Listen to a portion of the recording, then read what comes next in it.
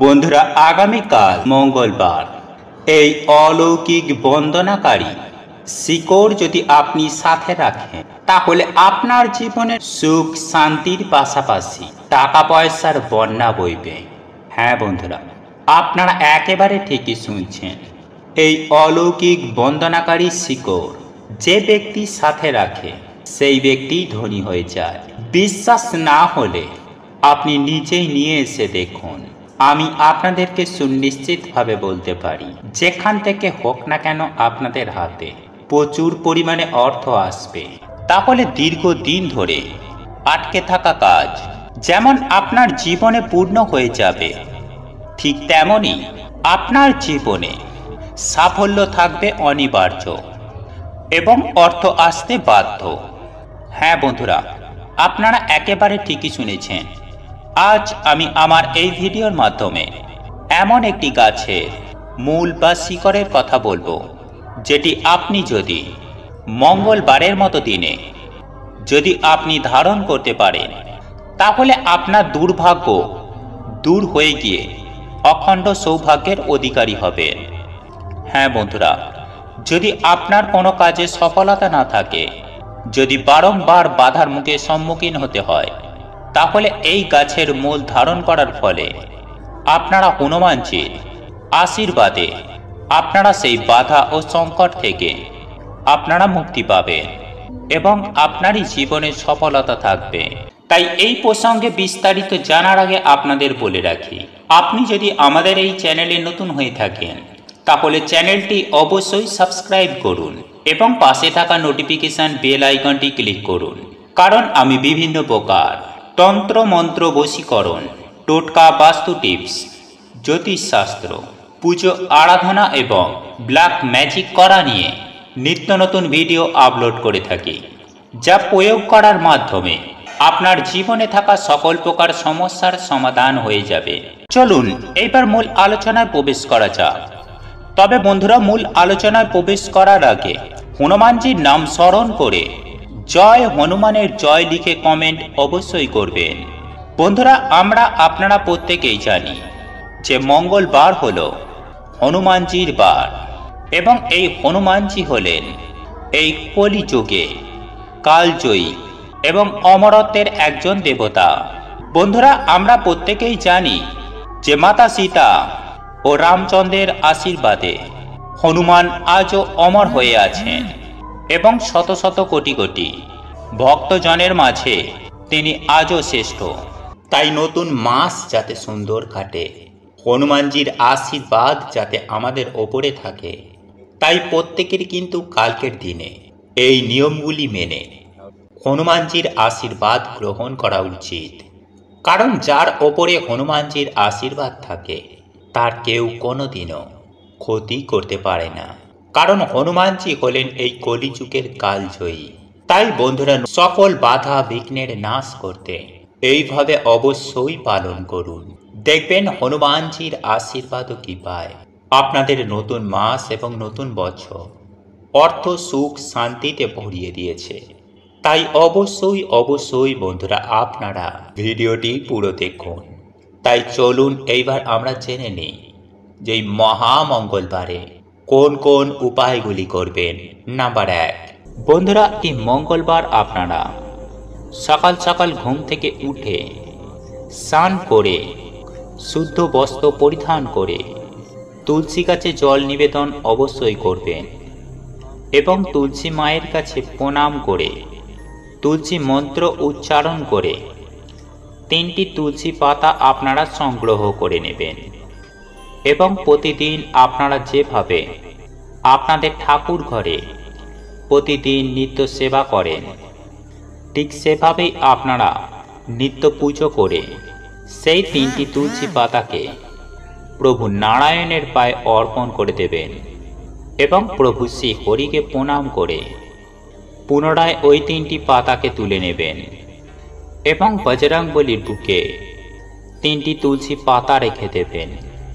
বন্ধুরা, এখানে আরও একটি বিষয় আপনাদেরকে জানিয়ে রাখি যে আপনারা কিন্তু এই ক্রিয়াটি করার সময় অবশ্যই ধূপ এবং প্রদীপ প্রজ্বলিত করবেন এবং চেষ্টা করবেন একেবারে নিখুঁত অক্ষত তুলসী পাতা নিবেদন করার। কোনো রকম ছেঁড়া ফাটা পোকা খাওয়া তুলসী পাতা আপনারা ভুল করে অর্পণ করবেন না। এবং সকালের পুজো আরাধনা শেষ করার পর সন্ধ্যার সময় আপনারা ধূপ দীপ সহযোগে আরতি করবেন এবং সন্ধ্যা আরতি করার পর ওই পাতাগুলি নিবেদন করার পর হনুমানজিকে ভক্তি ভরে প্রণাম করে ওনার বুক থেকে ওই 3টি তুলসী পাতাকে আপনারা কিন্তু সংগ্রহ করে নেবেন এবং সেটিকে আপনারা যেখানে টাকা পয়সা রাখেন, যেখানে আপনারা আপনাদের ইম্পর্টেন্ট ফাইলপত্র রাখেন বা কোনোরূপ পবিত্র স্থানে, সেখানে 2টি তুলসী পাতা আপনারা কিন্তু রেখে দেবেন এবং পড়ে থাকা অবশিষ্ট ওই 1টি তুলসী পাতা আপনারা কিন্তু খেয়ে নেবেন। এটি হলো আপনাদের প্রথম কাজ। এবং দ্বিতীয়ত, ওই 3টি তুলসী পাতার মধ্যে যে কোনো একটি তুলসী পাতা আপনারা কিন্তু আপনাদের নিজের মানিব্যাগে রেখে দেবেন। 1 সপ্তাহ পর মঙ্গলবার দিন এইভাবে একই নিয়মে মঙ্গলবার দিন পুনরাবৃত্তি ঘটাবেন। তবে মনে রাখবেন যে এই তুলসী পাতা শুকিয়ে গেলে মানিব্যাগ থেকে তা ফেলে দেবেন, অর্থাৎ শুকিয়ে যাওয়া তুলসী পাতাটি আপনারা আপনাদের মানিব্যাগ থেকে বার করে কোনো প্রবাহিত নদীতে ভাসিয়ে দেবেন এবং নতুন তুলসী পাতা দিয়ে এই ক্রিয়াটি করে আবার পুনরায় একটি তুলসী পাতা রেখে দেবেন। বন্ধুরা, যে কোনো মঙ্গলবার দিন এই উপায় বা ক্রিয়াটি একবার করে দেখুন। অতি অবশ্যই হনুমানজির কৃপায় আপনারা বিভিন্ন কাজে সফলতা পাবেন, জীবনে সুখ শান্তি লাভ করবেন, আর্থিক সমস্যা থেকে মুক্তি পাবেন এবং ছোটখাটো বিপদ আপদ থেকেও আপনারা সুনিশ্চিতভাবে রেহাই পাবেন। বন্ধুরা, এই উপায় বা ক্রিয়াটি করার জন্য আপনাদের একটি টাকাও খরচ করতে হবে না। শুধু মনে বিশ্বাস রেখে এই উপায় বা ক্রিয়াটি করবেন, ফলাফল আপনারা জীবনে অতি অবশ্যই পাবেন। তুলসী আমাদের ধর্মের সবচেয়ে পবিত্র বলে বিবেচিত হয়। কথিত আছে যে শুধুমাত্র তুলসীর পূজা করলেই আপনার সমস্ত সমস্যার সমাধান হতে পারে। কিন্তু রাতে ঘুমানোর সময় তুলসী পাতা বালিশের নিচে রাখলে তা আপনার জন্য খুবই উপকারী হবে। আসলে রাতে ঘুমানোর সময় বালিশের নিচে 3 থেকে 4টি তুলসী পাতা রাখলে ইতিবাচক শক্তির সঞ্চার হয়। শুধু তাই নয় বন্ধুরা, সকালে ঘুম থেকে ওঠার পর তুলসী পাতা খেলে নেতিবাচক শক্তি নিজে থেকেই চলে যাবে। এতে আপনার কোনো রোগ হবে না। তবে মনে রাখবেন, সন্ধ্যাবেলায় তুলসী পাতা তুলবেন না। এটা করলে আপনার জীবনে খারাপ সময় আসতে পারে। বন্ধুরা, হিন্দু ধর্মে সন্ধ্যায় তুলসী পাতা তোলা সবচেয়ে বড় অপরাধ, পাপ কাজ হিসাবে বিবেচিত হয়। তাই সকালে তুলসী পাতা ছিঁড়ে রাখুন এবং রাতে ঘুমানোর আগে বালিশের নিচে রাখুন। 2. ময়ূরের পালক। বন্ধুরা, ইতিবাচক শক্তি পেতে এবং সাফল্য পেতে আপনার বালিশের নিচে একটি ময়ূরের পালক রাখতে হবে। এর প্রভাব খুব উপকারী বলেই প্রমাণিত হয়। অনেকে তাদের বইয়ের ভেতরে ময়ূরের পালক রাখে, কিন্তু বালিশের নিচে রাখা আপনার জন্য খুবই সৌভাগ্যের। এছাড়াও ময়ূরের পালক রেখে ঘুমালে মানুষের কুণ্ডলিনীর সমস্ত দোষ ধীরে ধীরে নির্মূল হয়। একজন ব্যক্তির ভাগ্য সম্পূর্ণরূপে তার পক্ষে থাকে। এছাড়াও দুর্ঘটনা এড়াতেও ময়ূরের পালক খুবই উপকারী। আপনি যদি সকালে ঘুম থেকে উঠে বালিশের নিচে রাখা ময়ূরের পালক দেখেন, তাহলে তা খুবই শুভ। নাম্বার 3, লোহার তৈরি যে কোনো বস্তু। বন্ধুরা, জ্যোতিষশাস্ত্র ও বাস্তুশাস্ত্র বলে আপনার জীবনে যদি ইতিবাচক শক্তি ভরে থাকে, তবেই আপনি জীবনে সমস্ত সাফল্য অর্জন করতে পারবেন। তাই প্রতিদিন ইতিবাচক শক্তি দিয়ে শুরু করা উচিত। আর ইতিবাচক শক্তি দিয়ে দিন শুরু করার জন্য রাতে বালিশের নিচে লোহার জিনিস রেখে ঘুমাতে হবে। এতে কোনো ধরনের নেতিবাচক শক্তি আপনার মধ্যে আসতে পারে না এবং আপনাকে বিরক্ত করতেও পারবে না। এছাড়াও বালিশের নিচে লোহার জিনিস রাখলে আপনার গায়ে যে কোনো ধরনের মায়া তন্ত্রমন্ত্রের কোনো প্রভাব পড়বে না এবং পরের দিন ঘুম থেকে উঠলে আপনি সতেজ বোধ করবেন এবং উৎসাহের সাথে প্রতিটি কাজ করতে শুরু করবেন। নাম্বার 4, একটি স্বর্ণ বা রৌপ্য মুদ্রা। বন্ধুরা, যদি আপনি ক্রমাগত ব্যর্থতার সম্মুখীন হন অথবা আপনি যে ব্যবসা বা কাজ শুরু করছেন তাতে আপনি সমস্যার সম্মুখীন হচ্ছেন বা অন্য কেউ বাধার সৃষ্টি করছে বা আপনি আপনার কাজে কোনো অগ্রগতি পাচ্ছেন না, তাহলে রাতে ঘুমানোর সময় বালিশের নিচে সোনা বা রূপার একটি মুদ্রা নিয়ে ঘুমানো উচিত। গুরুজি বলেন, যদি বালিশের নিচে সোনা বা রৌপ্যর মুদ্রা নিয়ে ঘুমান এতে ভাগ্য পরিবর্তন হয় এবং স্বয়ং মা লক্ষ্মী সেই ব্যক্তিকে আশীর্বাদ করেন। এই প্রতিকারটি করলে জীবনে ইতিবাচকতা বজায় থাকে এবং ভালো ঘুম পেতেও সাহায্য করে। দীর্ঘ জীবন ও সুখী জীবনের জন্য ভালো ঘুম খুবই গুরুত্বপূর্ণ। আপনার ঘুম ভালো হলে আপনার বুদ্ধিমত্তাও প্রখর হয় এবং আপনি প্রত্যেকটি কাজ সঠিকভাবে করতে সক্ষম হন। নাম্বার 5, কোনো ধর্মীয় বস্তু ব্যক্তির ভাগ্য মজবুত করে এবং কোনো ধরনের ভয় তাকে কষ্ট দেয় না এবং তিনি খুব দ্রুত সাফল্যের শিখরে পৌঁছান। তাই বালিশের নিচে কোনো ধর্মীয় জিনিস রাখুন, যেমন যে কোনো যন্ত্র, ওম প্রতীক বা যে কোনো ধর্মীয় বই রাখতে পারেন। নাম্বার 6, হনুমান চালিসা।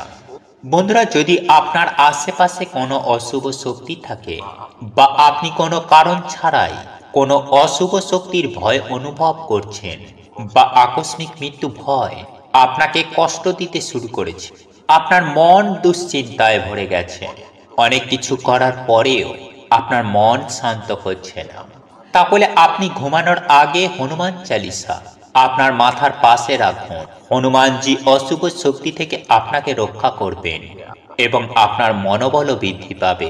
বন্ধুরা, গুরুজি বলেন, ঘুমানোর আগে মন থেকে সমস্ত নেতিবাচক চিন্তা ভাবনা দূর করে মন শান্ত করে শুয়ে যান।